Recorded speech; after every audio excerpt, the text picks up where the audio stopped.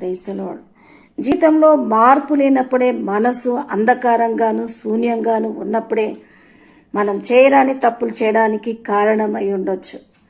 కానీ దేనివల్ల ఈ పొరపాట్లు చేశామని తెలుసుకున్నాక ఆ పశ్చాత్తాపంలో ఉంటున్న చైతన్యము మార్పు కోరేదిగా ఉండాలి. కానీ దేనివల్ల ఈ పొరపాటు చేశానన్నది పరిస్థితిని నిందించడానికో, తేల్చుకోవడానికో, లేక గొడవ పడడానికో వాడుకోకూడదు.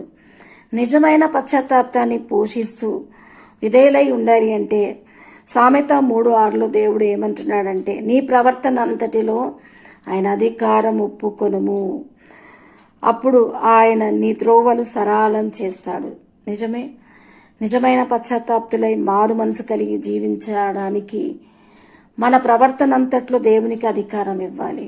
కానీ ఎప్పుడైతే ఆ అధికారం ఇస్తామో అంతర్లీనంగా మనం శుద్ధీకరించబడి నిజమైన దేవుని బిడ్డలుగా జీవిస్తాం.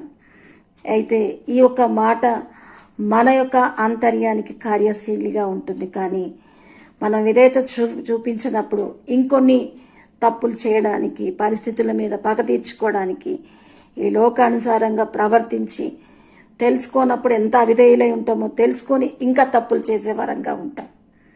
కాబట్టి గమనించి నిజమైన పశ్చాత్తాపం